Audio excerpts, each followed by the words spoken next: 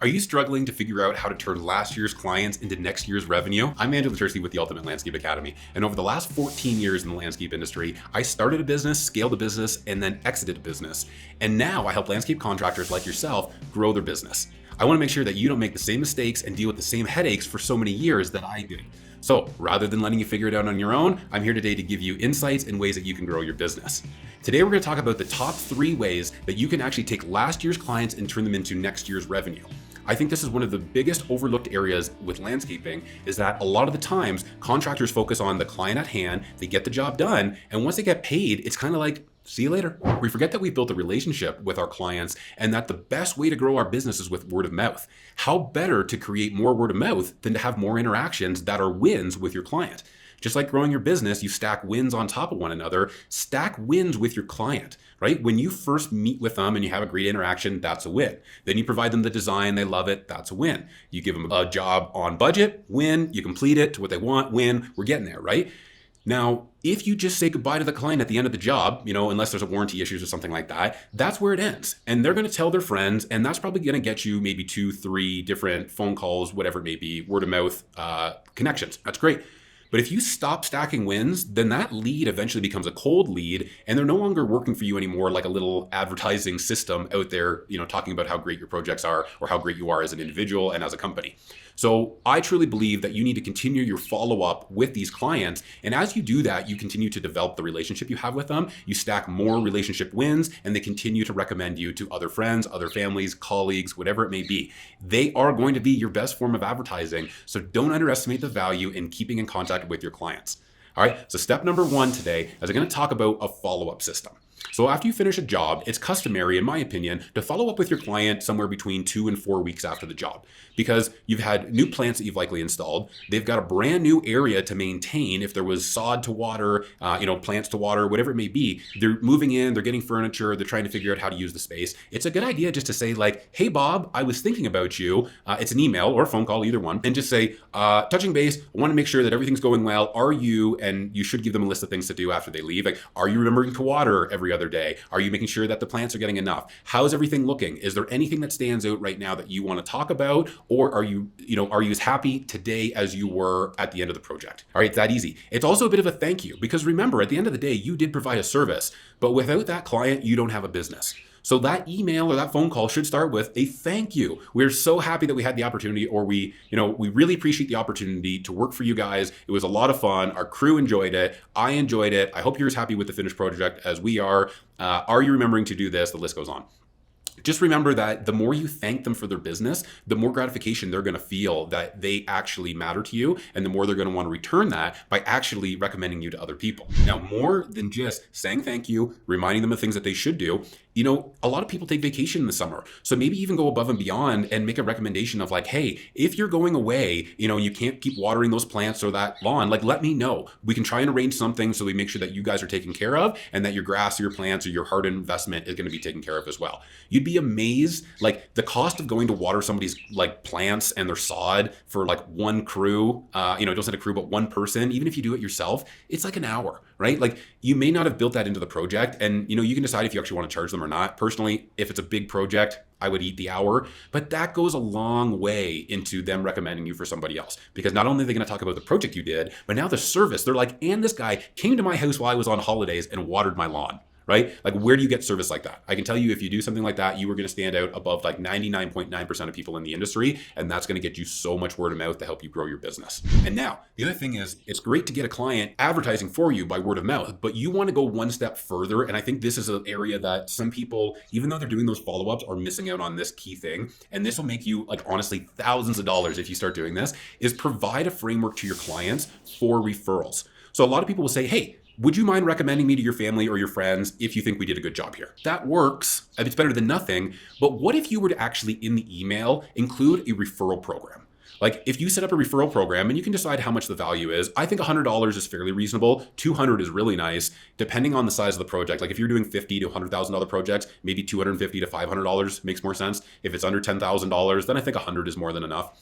but set up a referral program and actually have that in your email, just so you know, or become one of our referral ambassadors, right? Like give them like a funny title or something that's like important to them and have a little thing in it. Be like, if you recommend us to a family member, friend, colleague, and a project comes from it, we are going to send you a Visa gift card in the amount of X numbers of dollars, right? And then below that, give them a link. Like say, share this link with people. Give them a link. Like have it there and say with it, please share this link for anybody that you think needs services or products in the upcoming season. So now you have gone beyond just saying, hey, please recommend us. You're now saying, please recommend us. And if you do and we get a job from it, we'll give you money. It's an incentive for them to tell more people. And then you're making it really easy for them to share the information. Like whether or not it be your contact with a link in it or an email with a link in it, but have that link there and have that go to like a Calendly or some sort of like Google Meet booking platform. Like when they send it to somebody, have that person book a call. Because getting that phone call on a job site, you guys have had those where they're like, hey, it's so-and-so, I got your number from this other person. And you know that's an important call because referrals are a great way to grow your business. But you got to take time off the job site, getting the paper and the pen ready to write down all the notes and all that stuff. You got machines going, guys are, busy with stuff going on. It's not the best way to do it. So if that link leads them to a booking site where they can book a call, then when you know that call's booked, you know it's coming from a referral, which means get your A game, right? B, take a quick minute to find out maybe who it was from. Maybe in your questionnaire as they book your call, it says, what client referred you? If that's the case, send a quick message to that client. Be like, hey, thanks. John just booked a call with me and he said he referred them. I want to say thank you. I will let you know how the project or the interaction goes. That's simple. Make it easy for people to refer you and incentivize them and give them a bonus for doing it. You're going to end up getting more referrals. It's going to lead to more jobs and you're going to grow your business. All right. Now, in my opinion, this is even above and beyond the last way I talked about, which is getting a referral program in place and sending them, that 2 to 4 week follow-up. This is the number one way I think that you actually grow your business with reviews is providing professional photography.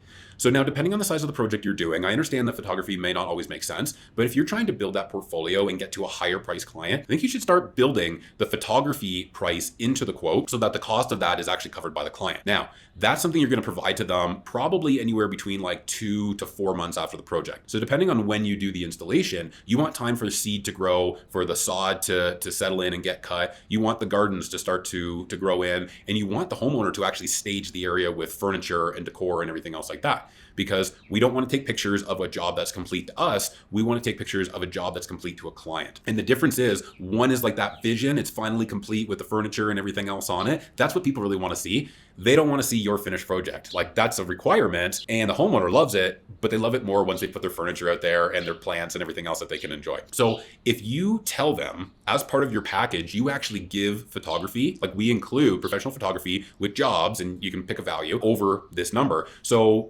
roughly 2 months or whatever it is, maybe 3 months after the job, we'll let you know. We're going to send you a message and we're going to have a photographer come out and take some pictures. That photographer should be somebody who knows how to take outdoor pictures, but they're going to take a bunch of pictures of the space. They're going to edit them. They're going to send them back to you. Again, didn't cost you anything because the client paid for it. And then you're going to set it up in a way where you send your Google review link to your client. This is the best way to get reviews and to start growing your online presence because it's really hard to get people to do reviews, but your clients are going to want their pictures. And this is my favorite way to do it is, hey, Bob, we absolutely had a blast again with the project. I want you to know that we've got your edited photos back and they're ready to go. Please click our Google review link and leave us a review and we will send you the photos. Right? It's like, hey, now it's time for you to go do a review and you get the pictures. And I can tell you that they're going to do that review because they're going to want the photos. Okay. Make sure to include both the husband and wife or partners, whatever it is, on that email because sometimes one doesn't want to do it, but the other one will. But at the end of the day, they complete the review, then they get the pictures. That way you have a review. You also have your high quality images. And now they have high quality images that I recommend you suggest they share. And that's one of the things that you can actually tell the client is like, hey, listen, we have professional photography coming. So I know you're excited about it, but we ask that you don't post any pictures of your finished space until we give you the high resolution photos. Now, they might decide to go ahead anyway, but they may hold off because they want to showcase their area in the best light possible, right? They want more likes and more interactions from their friends saying, wow, that looks amazing. If they show those pictures and they put those up on their social media, you ask them to tag you in it, you're going to be amazed. You're going to start getting people commenting on it. Click through everybody that's commented on that picture. That's where you're going to be able to find new potential leads. You send them a quick message. Hey, so-and-so, I saw you like the picture from Bob's job. We had a lot of fun on that project. Wondering, is there any services or project you're thinking about that you need completed this year? We'd love to have a conversation. It's that simple. You might not get any answers back. You might get a couple no's. You might get a yes. Who knows? It takes 5 minutes of your time to actually do that. And you may win a new lead with very little work. Okay. So now We've talked about the importance of following up with a client like 2 to 4 weeks after you finish the job. We've talked about putting a referral program in place, and we've talked about giving them professional photography. These are all building on that win, right? Like we have another win interaction when we follow up. We have another win when we actually give them referral because we're going to give them extra value. We have another win when we send them for the professional photography. We're just stacking.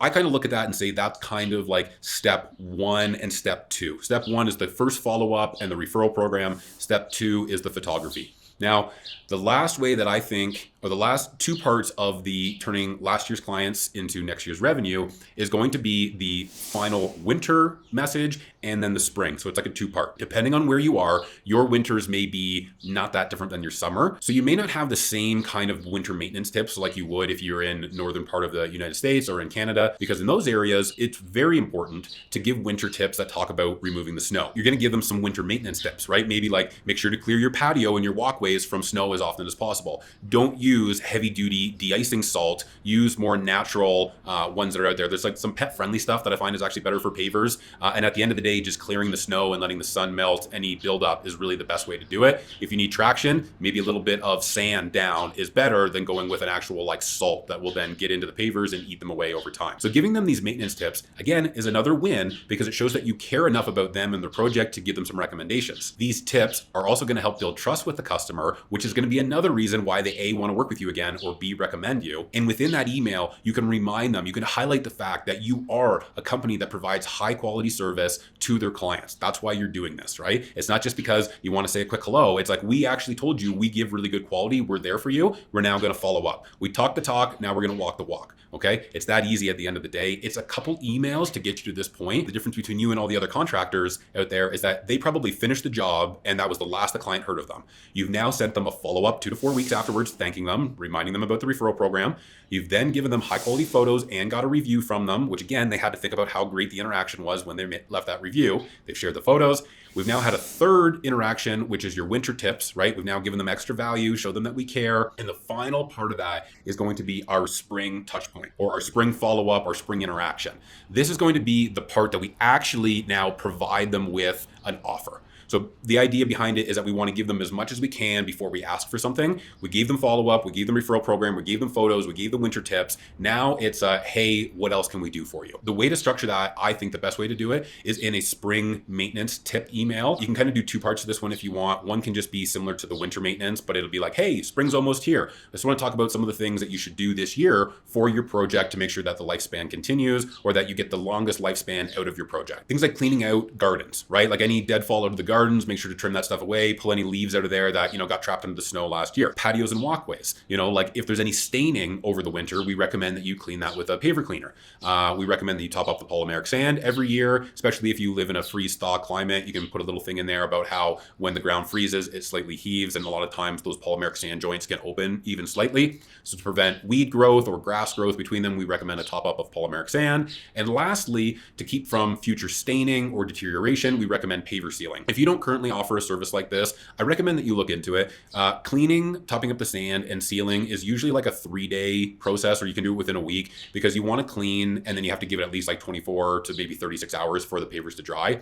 Then you want to do your polymeric sand top up, which then you're going to wet the pavers again. And again, a good 24 hours to 36 hours to let that polymeric sand totally dry out is really good to do. And then the final step will be to seal them. So we used to do ours on like a Monday, Wednesday, Friday is kind of the way we built it in. And I would usually pull one guy off of a maintenance crew or something else like that, or I would just line up a bunch of paver, like cleaning, sealing, top up sand jobs, and I would have them just go and they would just hammer those out.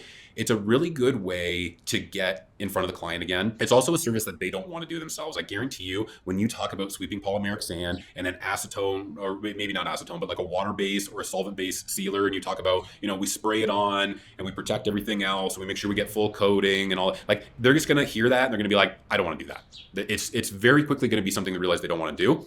And if you offer that service, you're just that next step of quality that other people aren't providing. In that spring email, when you offer these services, I actually recommend you include something in there as well saying, These are what we recommend. Is there anything else that you're thinking about completing this season? We would love to be able to provide an estimate for you on it. And then at the bottom of that email, I would even go so far as to provide the estimate for the services you recommended.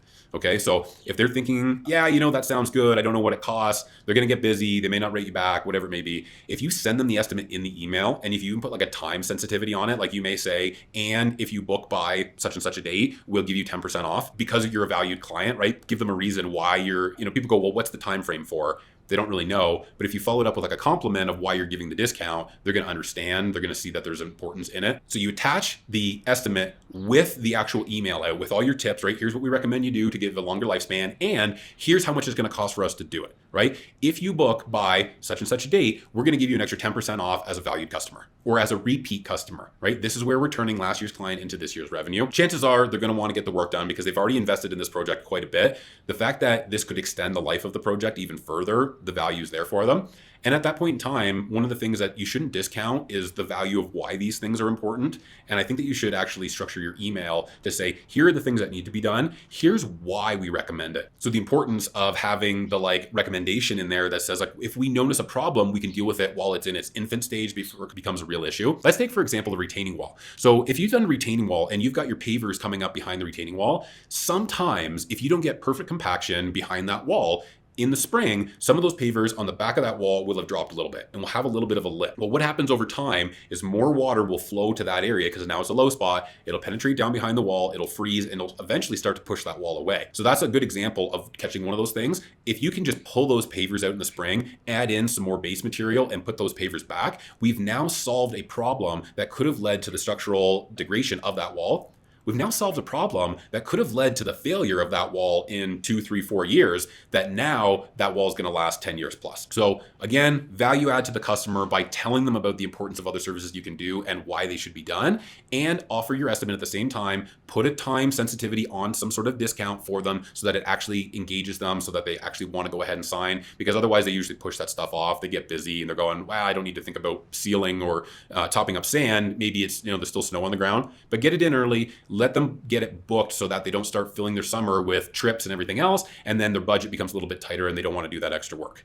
All right, it's that easy. If you want your landscape business to thrive year round, season after season, and keep that referral going with that word of mouth, then you got to do 3 things, okay? Number 1, you got to provide follow-up 2 to 4 weeks after a job to your client. It's that easy. Thank you for the job, and hey, we have a referral program. That's number 1, okay? Number 2, you need to hit them with those professional photos later in the season once everything's grown in, and you give that to them. It's more value given to them. You ask for a review at the same time. And then number 3 is your 2-stage fall, spring follow-up. Here are our winter tips, ways to keep your patio over the winter. And here's the spring recommendations that we can do for you. Here's our estimate and here's our discount. That's the way that you're going to turn last year's clients into next year's revenue. And you're going to be amazed how many more projects you get from word of mouth when you keep up on those touch points with your contacts. If you're eager to see your business take off, then I highly recommend that you sign up for our membership dashboard. The link will be in our comments below here. You take everything in there and you put it to use in your business, and I guarantee you will see growth in this season alone. I learned how to build a thriving landscape business over 14 years, but did I make a lot of headaches and mistakes along the way? Make sure to hit that subscribe button and click that bell so you're notified about each new video we release, and that way you might avoid making some of the same mistakes I did. Thanks again for your time watching the video, and we'll see you next week.